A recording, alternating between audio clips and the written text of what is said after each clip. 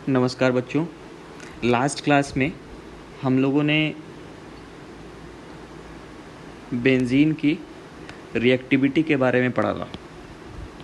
ठीक है, कि बेंजीन के ऊपर अगर कोई ग्रुप लगा हो, ठीक है, वो बेंजीन की reactivity towards electrophilic substitution reaction बढ़ा भी रहा था और घटा भी रहा था। ठीक है, कुछ ऐसे ग्रुप्स थे जो कि बेंजीन की रिएक्टिविटी को बढ़ा रहे थे, उनको हम लोग बोल रहे थे एक्टिवेटिंग ग्रुप्स।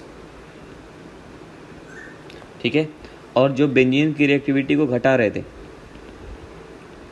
उनको हम लोग बोलते थे डीएक्टिवेटिंग ग्रुप्स। ठीक, तो अब ये एक्टिवेटिंग ग्रुप्स डीएक्टिवेटिंग ग्रुप्स क्या है, इसको समझने के लिए आपको लास्ट वाला वीडियो देखना पड़ेगा डिटेल में। ठीक, तो हम लोग उसके आगे बढ़ते हैं। आज हम लोग पढ़ेंगे ortho para directing and Meta directing groups. ठीक, इसमें क्या है कि जैसे मान लीजिए कि अभी क्या है कि जब बेंजीन, सिंपल बेंजीन से हम लोग रिएक्शन करा रहे थे, तो बेंजीन में सारे कार्बन एक जैसे होते हैं। हर कार्बन के पास एक एक हाइड्रोजन होता है। ठीक है, जब इसमें आप इलेक्ट्रोफाइल इंट्रोड्यूस करेंगे ना, जैसे मान लीजिए आपने Cl+ इंट्रोड्यूस किया, तो Cl+ जब आप लगाएंगे तो Cl+ आप कहीं पे भी लगा सकते हैं। Cl+ आप कहीं पे भी लगा सकते हैं, यहाँ पे भी लगा सकते हैं। हर केस में आपको क्लोरोबेंजीन ही मिलेगा, हर केस में आपको क्लोरोबेंजीन ही मिलेगा। ठीक है, लेकिन अगर बेंजीन में पहले से ही कोई ग्रुप प्रेजेंट हो, अगर बेंजीन में पहले से ही कोई ग्रुप प्रेजेंट हो, कोई ग्रुप G प्रेजेंट हो ऐसे, ठीक, अब उसमें आप कोई तीसरा ग्रुप इंट्रोड्यूस करने की कोशिश करें, उसमें अगर आप मतलब पहले से ग्रुप G प्रेजेंट है, उसमें कोई दूसरा ग्रुप आप E प्रेजेंट करने की कोशिश, इंट्रोड्यूस करने की कोशिश करें, E+। ठीक, तो वहाँ पे दो पॉसिबिलिटी या तीन पॉसिबिलिटी, या तो इलेक्ट्रोफाइल ग्रुप G के बगल में जाके लगेगा इस पोजीशन पे, ठीक है, या वो उसके अल्टरनेट पोजीशन पे जाके लगेगा, या वो जस्ट अपोजिट पोजीशन पे जाके लगेगा। ठीक, तो अगर वो जस्ट बगल में जाके लगता है तो उसको बोलते हैं ऑर्थो पोजीशन। अगर वो अल्टरनेट पोजीशन पे जाके लगता है तो उसको बोलते हैं मेटा पोजीशन। ठीक है, और वो एकदम अपोजिट जाके लगता है तो उसको बोलते हैं पैरा पोजीशन। ठीक, तो अब ये इलेक्ट्रोफाइल कहाँ पे लगेगा, जी ग्रुप के ऑर्थो पे लगेगा, जी ग्रुप के मेटा पे लगेगा, या जी ग्रुप के पैरा पे लगेगा, इस बात का पूरा डिसीजन वो कौन लेने वाला है, जी। ठीक, इसीलिए जी को दो कैटेगरी में बांटा जाता है। पहला होता है ऑर्थो पैरा डायरेक्टर। ठीक है, ये जो ग्रुप्स होते हैं ये डिसाइड करते हैं कि इलेक्ट्रोफाइल या तो ऑर्थो पे लगेगा या तो पैरा पे लगेगा। ठीक, दूसरे होते हैं मेटा डायरेक्टर। ठीक, ये ऐसे ग्रुप होते हैं जो कि ये डिक्टेट करते हैं कि जो आने वाला इलेक्ट्रोफाइल है वो मेरे से मेटा पोजीशन पे जाके लगेगा। ठीक, तो अभी इसी चीज़ को वर्ड्स में लिखा गया है यहाँ पे, आप इसको अगर पढ़ें तो यहाँ पे लिखा गया है कि a substituent on the ring can also affect the orientation that incoming group takes when it replaces a hydrogen atom on the ring.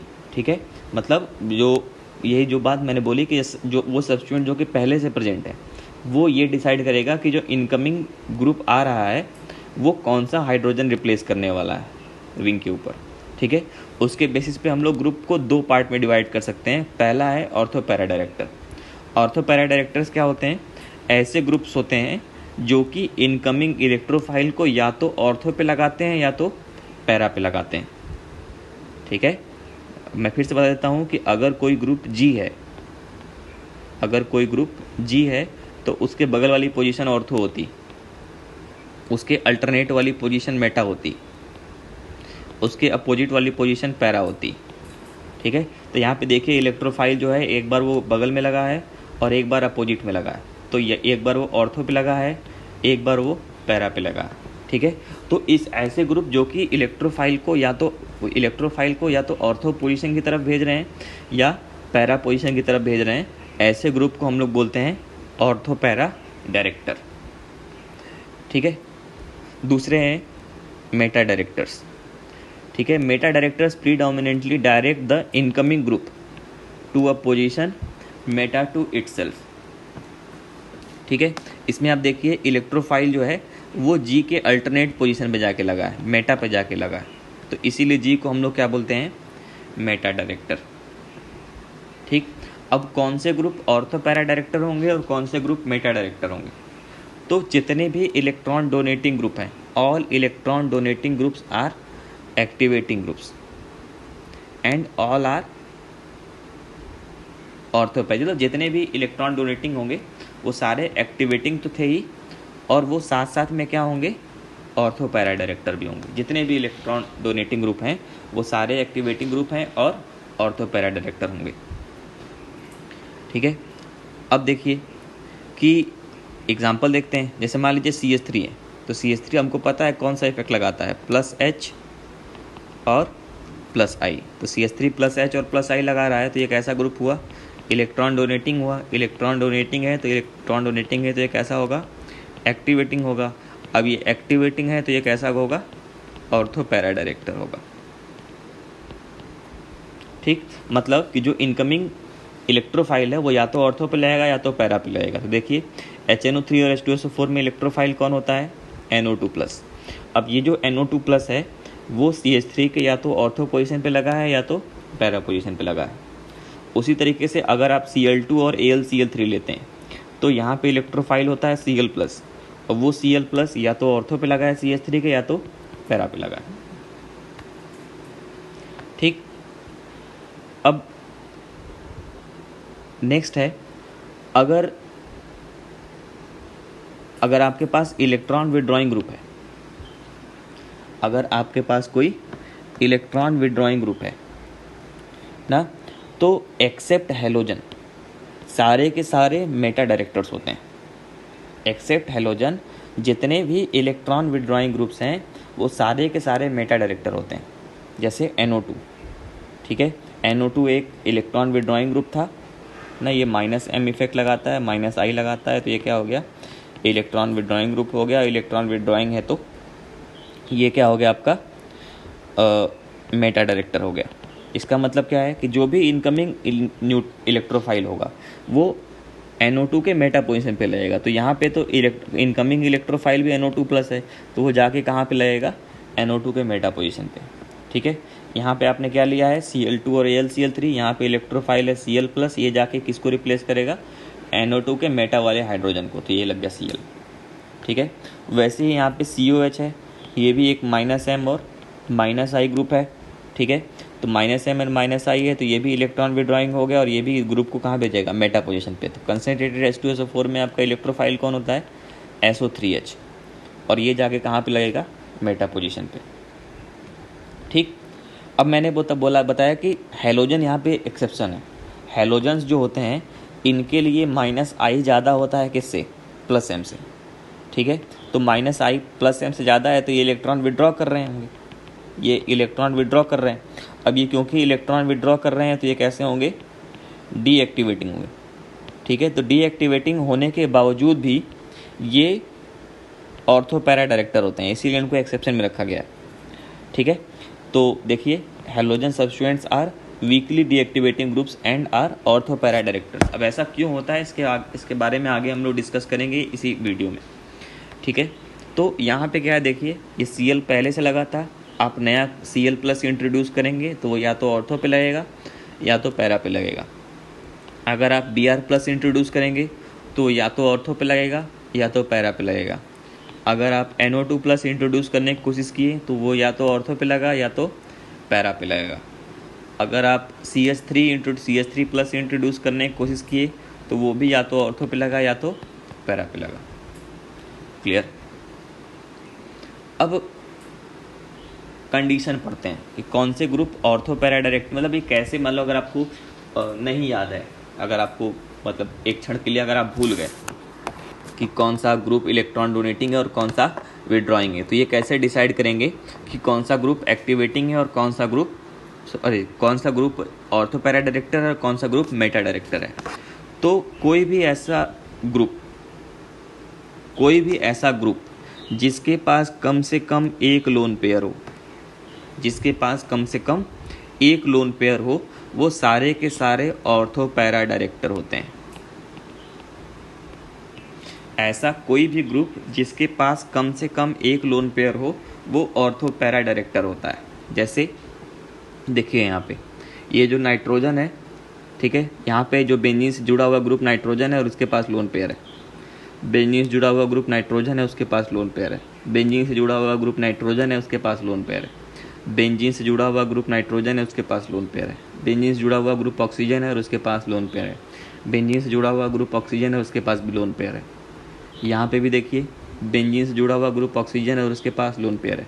यहाँ पे बेंजीन से जुड़ा हुआ ग्रुप ऑक्सीजन और उसके पास लोन पेयर है। मतलब बेंजीन से जुड़ा हुआ एटम अगर नाइट्रोजन है, ठीक है, विद लोन पेयर, अगर ऑक्सीजन है विद लोन पेयर, अगर सल्फर है विद लोन पेयर, ठीक है, अगर या कोई हेलोजन है, ठीक है, इनके पास भी लोन पेयर होता है। तो ये सारे के सारे क्या होते हैं? ऑर्थो पैरा डायरेक्टर होते हैं। ये सारे के सारे ऑर्थो पैरा डायरेक्टर होते हैं, ठीक है, ये सारे के सारे ऑर्थो पैरा डायरेक्टर होते हैं, ठीक। अब इसको एक्सप्लेन करते हैं कि आखिर ऐसा होता क्यों है। तो ऐसा होता है ड्यू टू रेजोनेंस इफेक्ट, ठीक, ऐसा रेजोनेंस की वजह से होता है। अब रेजोनेंस की वजह से कैसे होता है उसको समझने की कोशिश करते हैं। जैसे मान लीजिए आपके पास ये एनिलीन है, बेंजीन के ऊपर NH2 लगा होता है तो उसको एनिलीन बोलते हैं। इसके ऊपर कोई इलेक्ट्रोफाइल अटैक कर रहा है, ठीक। ये इलेक्ट्रोफाइल 3 तरीके से अटैक कर सकता है, या तो ऑर्थो पे अटैक कर सकता है, या तो मेटा पोजीशन पे अटैक कर सकता है, या तो पैरा पोजीशन पे अटैक कर सकता है, ठीक है। तो अगर ऑर्थो पे अटैक किया, मतलब यहाँ पे ये आपने पाई बॉन्ड दिया, तो पाई बॉन्ड ऑर्थो पे आपने लगा दिया इलेक्ट्रोफाइल और यहाँ पे आ गया पॉजिटिव चार्ज। अब इसका आप रेजोनेंस स्ट्रक्चर बनाइए। ये पहला रेजोनेंस स्ट्रक्चर बना, ये दूसरा बना। अब यहाँ पे देखिए पॉजिटिव चार्ज उस कार्बन के पास चला गया है जिसके पास नाइट्रोजन था, और नाइट्रोजन के पास लोन पेयर था। वो लोन पेयर दे के एक और रेजोनेंस स्ट्रक्चर बन जाएगा। तो आपके पास टोटल रेजोनेंस स्ट्रक्चर कितने बन गए? 4। उसमें से एक ये ऐसा रेजोनेंस स्ट्रक्चर है जिसमें कार्बोकेटायन प्रेजेंट ही नहीं है, मतलब कार्बन का ऑक्टेट पूरा हो गया है। तो ऐसा रेजोनेंस स्ट्रक्चर जिसमें कार्बन का ऑक्टेट पूरा होता है उसकी रिलेटिव स्टेबिलिटी ज़्यादा होती है, उसका कंट्रीब्यूशन ज़्यादा होता है, ठीक है। अब आते हैं मेटा पे। मेटा पे देखिए ये मेटा में ये पहला इरेनियम आयन बना, उसका है दूसरा रेजोनेंस स्ट्रक्चर, ये तीसरा रेजोनेंस स्ट्रक्चर, ठीक है।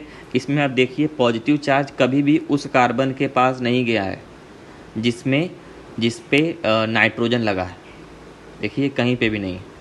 तो यहाँ पे टोटल रेजोनेंस स्ट्रक्चर कितने बने? 3, ठीक।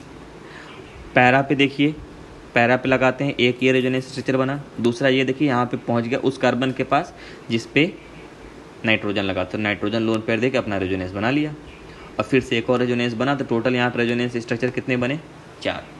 तो अब देखिए ऑर्थो और पैरा वाले पे टोटल 4 रेजोनेंस स्ट्रक्चर बन रहा है, ठीक है। मेटा वाले पे 3 बन रहा है। तो ज़्यादा स्टेबल कहाँ पे बन रहा है? ज़्यादा स्टेबल इरेनियम आयन कहाँ पे बन रहा है? ऑर्थो और पैरा पे। तो ज़्यादा प्रोडक्ट भी कौन सा बनेगा? ऑर्थो और पैरा वाले, मेटा वाला कम बनेगा। इसीलिए कोई भी एटम विद लोन पेयर हमेशा कैसा बनाता है? ऑर्थो और पैरा वाला प्रोडक्ट बनाता है, ठीक। तो उसी चीज़ को यहाँ पे वर्ड में एक्सप्लेन किया गया है। 4 reasonable resonance structures can be written for uranium ions resulting from ortho and para attack, whereas only 3 can be written for the uranium ion that results from meta attack. This observation itself suggests that the ortho and para substituted uranium ions are more stable.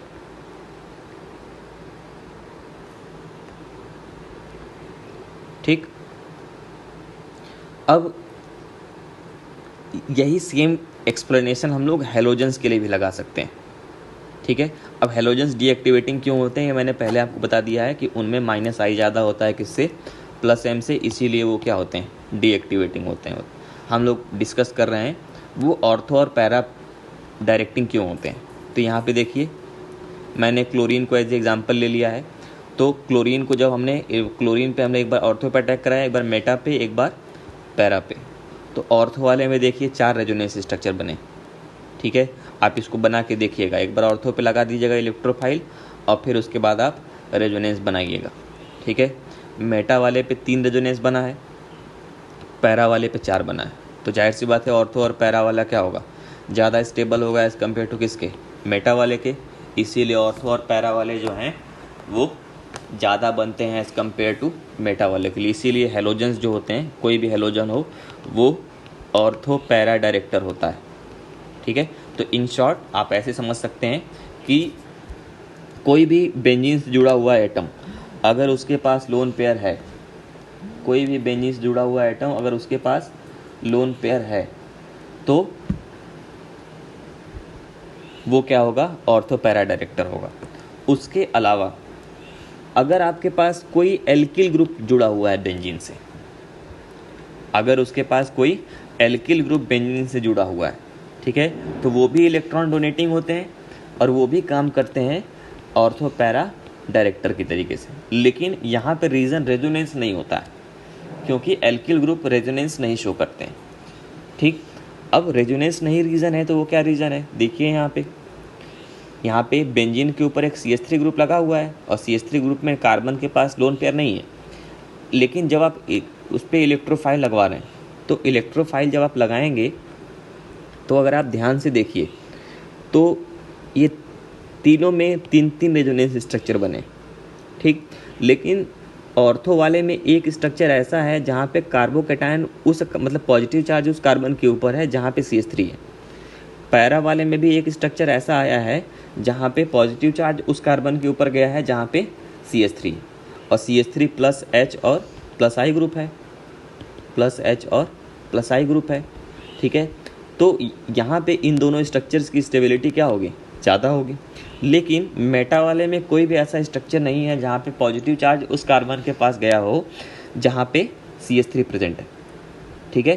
तो यहाँ पे उतनी stability नहीं मिली जितनी stability ortho और para वाले case में मिली थी। इसीलिए ऑर्थो और पैरा पे अटैक ज़्यादा होता है इन केस ऑफ अगर आपके पास एल्किल बेंजीन प्रेजेंट है तो। क्लियर। तो एल्किल ग्रुप जो भी होते हैं वो भी क्या होते हैं, ऑर्थो पैरा डायरेक्टर होते हैं, ठीक। अब आते हैं मेटा डायरेक्टर के ऊपर।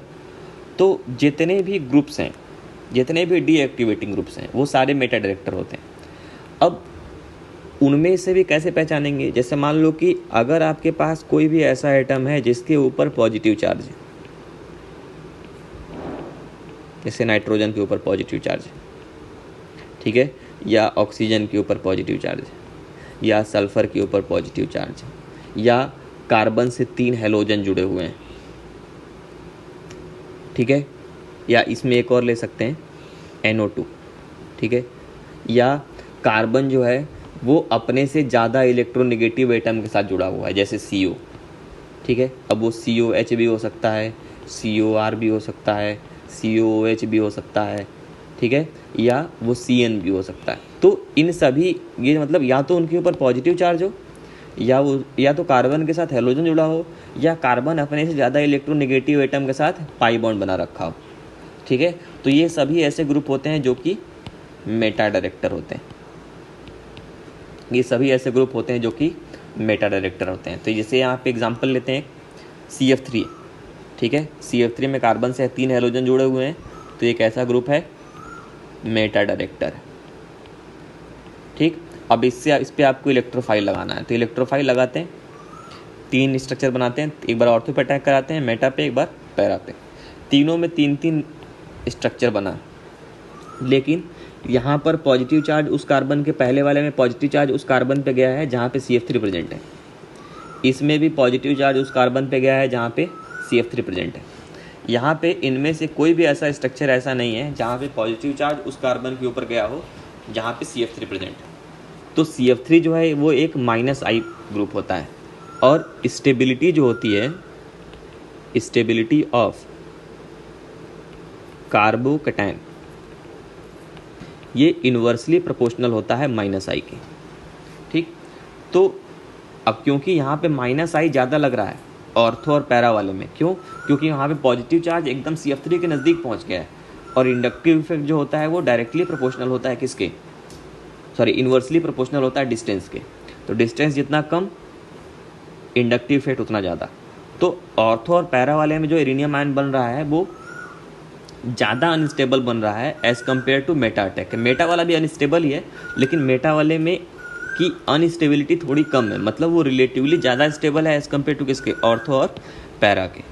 ठीक है, तो इसीलिए मेटा वाला का परसेंटेज ऑर्थो और पैरा वाले से रिलेटिवली ज़्यादा बनता है। ठीक, तो इसीलिए जितने भी डीएक्टिवेटिंग ग्रुप्स होते हैं वो सारे क्या होते हैं, ऑर्थो और पैरा डायरेक्टर होते हैं। तो उसी चीज़ को यहाँ पे वर्ड में लिखा गया है। ठीक, आप इसको पढ़ लीजिएगा। नेक्स्ट है इरेनियम आयन। अच्छा, ये वही सारी चीज़ें लिखी गई हैं। ठीक, अब यहाँ पे आते हैं हम लोग अपने एक कुछ एग्जांपल्स पे। ठीक है, तो predict the major product formed when toluene is sulphonated. तो टोलुइन क्या होता है, टोलुइन होता है बेंजीन के ऊपर CH3। ठीक है, तो अब इसका हम लोग क्या करा रहे हैं, सल्फोनेशन करा रहे हैं। इसका हम लोग क्या करा रहे हैं, सल्फोनेशन। और सल्फोनेशन कैसे कराते हैं, कंसेंट्रेटेड H2SO4 से। ठीक, अब पहले से एक ग्रुप प्रेजेंट है, तो इसके या तो ऑर्थो पे जाएंगे या तो पैरा पे जाएंगे। तो इसके ऑर्थो पे जाएंगे या पैरा पे जाएंगे, इस बात पे, या मेटा पे जाएंगे, इस बात पे डिसाइड करता है ग्रुप कैसा है। तो ये एल्किल ग्रुप है। एल्किल ग्रुप मैंने बताया वो कैसा होता है, ऑर्थो और पैरा डायरेक्टर होता है। तो आपका जो SO3H है वो या तो ऑर्थो पे लगेगा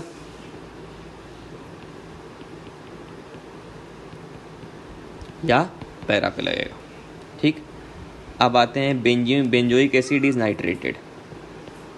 तो बेंजोइक एसिड क्या होता है, ये होता है बेंजोइक एसिड। अब इसका हम लोग क्या कर रहे हैं, नाइट्रेशन कैसे करते हैं, HNO3 और H2SO4 की वजह से। तो अब देखिए बेंजोइक एसिड में बेंजीन से जुड़ा हुआ कौन सा ग्रुप है, CO कैसा होता है, -M। ठीक है, -M है तो ये क्या होगा, मेटा डायरेक्टर होगा। ठीक, तो NO2 ग्रुप कहाँ जाएगा, मेटा पे। ठीक है, नाइट्रोबेंजीन,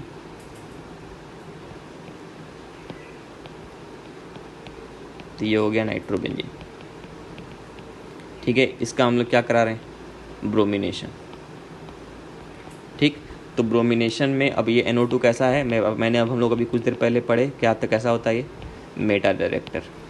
तो NO2 कहाँ लगेगा, मेटा पे। ब्रोमीन कहाँ लग गया, मेटा पे विद रिस्पेक्ट टू NO2। ठीक, अब आते हैं आइसोप्रोपाइल बेंजीन।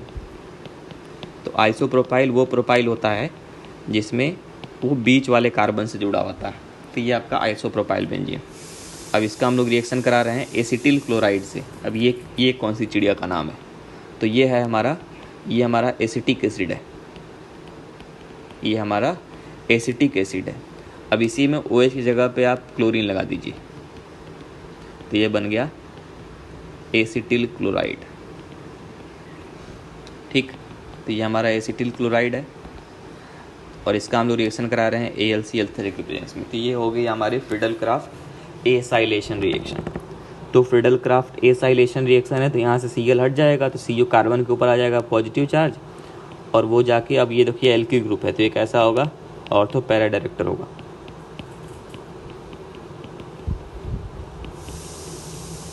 तो आपका COCH3 या तो ऑर्थो पे लगेगा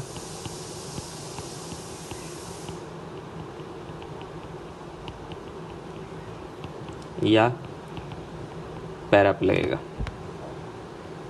ठीक, अब अगला क्वेश्चन है कि label each of the following rings as activated deactivated based on the substituent attached and state whether the group is an ortho और मेटा और पैरा डायरेक्टर। तो मैंने कंडीशन बता रखी है, उसके हिसाब से अब देखेंगे।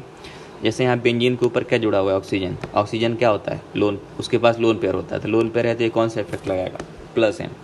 तो प्लस एम लगा रहा है और माइनस आई लगा रहा है, लेकिन माइनस आई से ज़्यादा होता है प्लस एम। तो ये कैसा हुआ, एक्टिवेटिंग। अब एक्टिवेटिंग है तो ये कौन सा तरफ डायरेक्ट करेगा, ऑर्थो पैरा पे। ठीक है, यहाँ पे क्या जुड़ा हुआ है, CO। CO क्या लगाता है, माइनस एम माइनस आई। तो ये क्या हो गया, डीएक्टिवेटिंग। ये डीएक्टिवेटिंग हो गया तो ये क्या करेगा, मेटा की तरफ डायरेक्ट करेगा।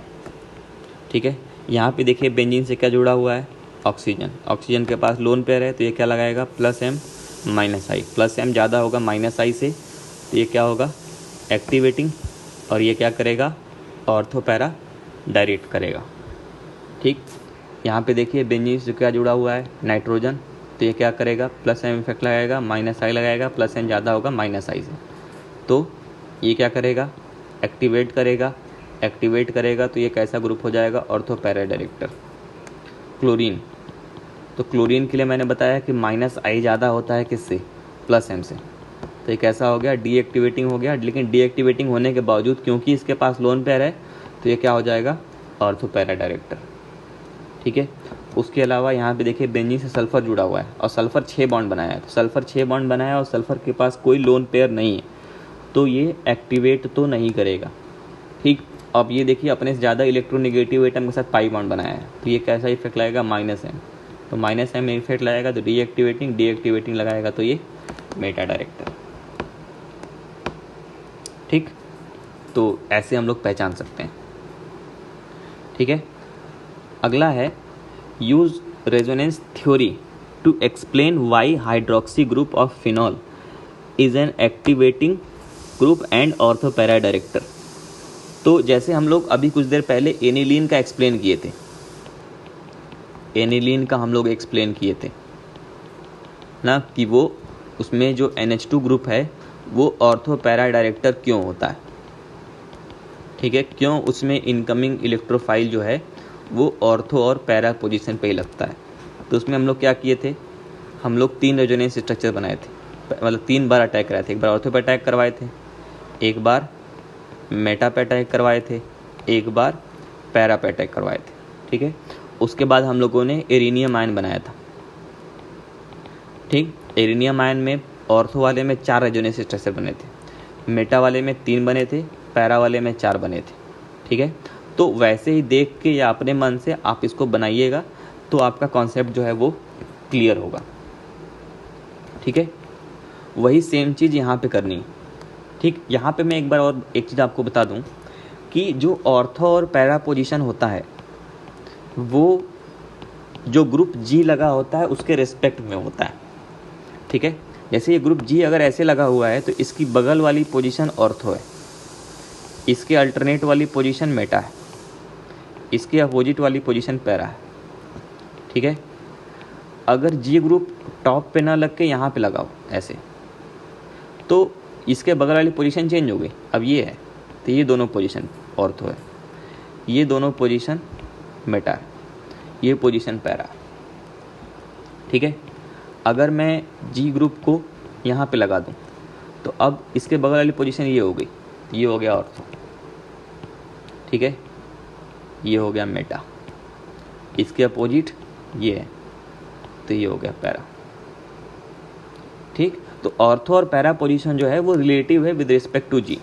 तो अगर आप देखें तो यहाँ पे ये जो रिएक्शन दी गई है ये बेंजीन के ऊपर इथाइल बेंजीन है और इस पर जब ब्रोमीन का अटैक करवाया गया है तो एक बार ब्रोमीन इथाइल बेंजीन के बगल में लगा है और एक बार इथाइल ग्रुप के अपोजिट में लगा है, तो ये ऑर्थो पोजीशन पे लगा है। ठीक है, और एक बार वो पैरा पोजीशन पे लगा है। ठीक है, तो जैसे हम लोग मिथाइल बेंजीन का एक्सप्लेन किए थे 3 रेजोनेंस स्ट्रक्चर बना करके कि आखिर वो ऑर्थो पैरा प्रोडक्ट क्यों बनाता है, मेटा प्रोडक्ट क्यों नहीं बनाता है, तो हम लोग वहाँ पे वो प्लस आई और सारी चीज़ एक्सप्लेन करके देखे थे। आप वीडियो बैक करके भी देख सकते हैं। तो वहाँ पर मैंने आपको रेजोनेंस स्ट्रक्चर बना करके दिखाया था, तो वही चीज़ यहाँ पे भी करनी है। Write resonance structure for the arenium ions formed when ethyl benzene react with Br+ ion as formed from Br2 to produce following ortho para products. ठीक, तो आप उसको करिएगा।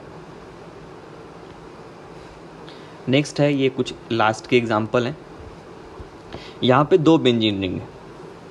ठीक, एक बेंजीन से जुड़ा हुआ है CO, एक बेंजीन से जुड़ा हुआ है ऑक्सीजन। ठीक है, ऑक्सीजन जो होता है ये एक्टिवेटिंग ग्रुप होता है, CO जो होता है ये कैसा होता है, डीएक्टिवेटिंग होता है।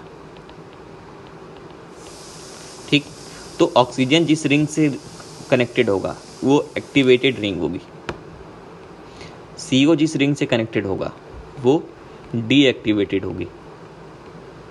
ठीक, तो जो इनकमिंग ब्रोमीन है वो किससे जाके रिएक्ट करेगी, एक्टिवेटेड वाले से, वो एक्टिवेटेड वाले से जाके रिएक्ट करेगी।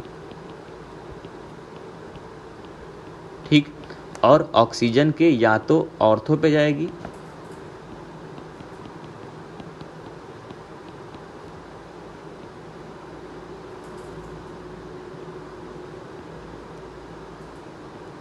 ऑक्सीजन के या तो ऑर्थो पे जाएगी या तो ऑक्सीजन के पैरा पे जाएगा। ऐसे तो ऑक्सीजन के बगल वाली पोजीशन ऑर्थो, ऑक्सीजन के अपोजिट वाली पोजीशन पैरा। ठीक है, वही सेम सिचुएशन यहाँ पे भी है। यहाँ पे नाइट्रोजन इस बेंजीन रिंग से जो मतलब नाइट्रोजन जो है वो +M इफेक्ट लगा रहा है और ये एक्टिवेटिंग ग्रुप है, तो ये वाली बेंजीन रिंग जो होगी वो एक्टिवेटेड होगी। ठीक है, इस बेंजीन रिंग से CO जुड़ा हुआ है तो ये डीएक्टिवेटेड है, डीएक्टिवेटेड है। ठीक है, तो ज़्यादा रिएक्टिव ये वाली बेंजीन है। ठीक, तो जब यहाँ पे NO2 को हम लोग लगाएंगे, NO2+ को, तो या तो NH के बगल में लगाएंगे या तो NH के अपोजिट में लगाएंगे, ऑर्थो और पैरा के। ठीक, अगले वाले में देखते हैं सिंपल बेंजीन, इसका नाइट्रेशन करा रहे हैं। तो सिंपल बेंजीन का नाइट्रेशन कराओगे तो क्या लग जाएगा, सिंपल बेंजीन का अगर नाइट्रेशन कराएंगे तो उस पर क्या लग जाएगा, NO2। ठीक, अब उसका हम लोग एसाइलेशन करा रहे हैं, तो NO2 कैसा ग्रुप है, मेटा डायरेक्टर, तो मेटा डायरेक्टर है तो उस पर हम लोग एसाइलेशन कराएंगे तो एसिल ग्रुप जो है वो कहाँ लगेगा, आके मेटा पोजीशन पे ना। ये कैसे हुआ कि CH3COCl है, इसका AlCl3 से रिएक्शन करते हैं तो आपका इलेक्ट्रोफाइल क्या बनता है, CH3CO+, ये बनता है। तो ये का इलेक्ट्रोफाइल है, ये जाके मेटा पोजीशन पे लग गया। अब यहाँ पे देखिए बेंजीन का रिएक्शन करा रहे हैं किसके साथ, इस कंपाउंड के साथ। इसमें 2 क्लोरीन है, एक क्लोरीन बेंजीन से जुड़ा हुआ है, एक क्लोरीन CO से जुड़ा हुआ है। तो मैंने लिमिटेशन में आपको बताया था कि अगर कोई हेलोजन, ठीक है, बेंजीन से डायरेक्ट जुड़ा हो तो वो बेंजीन से अलग होने वाला नहीं है, वहाँ पे कोई कार्बोकेटायन फॉर्म नहीं होगा, वहाँ पे कोई कार्बोकेटायन बनने वाला नहीं है। ठीक है, तो वो अगर बेंजीन से अलग नहीं होगा, वो अगर बेंजीन से अलग नहीं होगा तब क्या होगा, तब आपका जो ये दूसरा वाला क्लोरीन है जो CO से लगा हुआ है वो अलग होगा। ठीक है, और कार्बोकेटायन वहाँ पे बनेगा। ठीक, तो ये आपका इलेक्ट्रोफाइल हो गया और ये बेंजीन हो गया, तो बेंजीन के ऊपर जाके इलेक्ट्रोफाइल लग जाएगा ऐसे।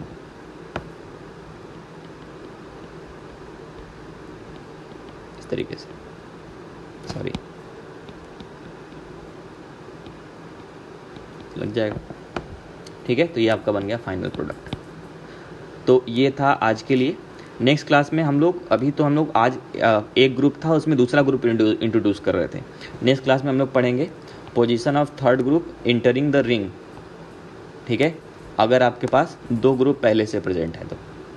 ठीक, तो आशा करता हूँ आपको समझ में आया होगा। आप इन क्वेश्चंस को दोबारा ट्राई करिएगा और जब टॉपिक को पढ़ लेंगे तो मैं आपको इसके बेस्ड आपको असाइनमेंट भी दूंगा।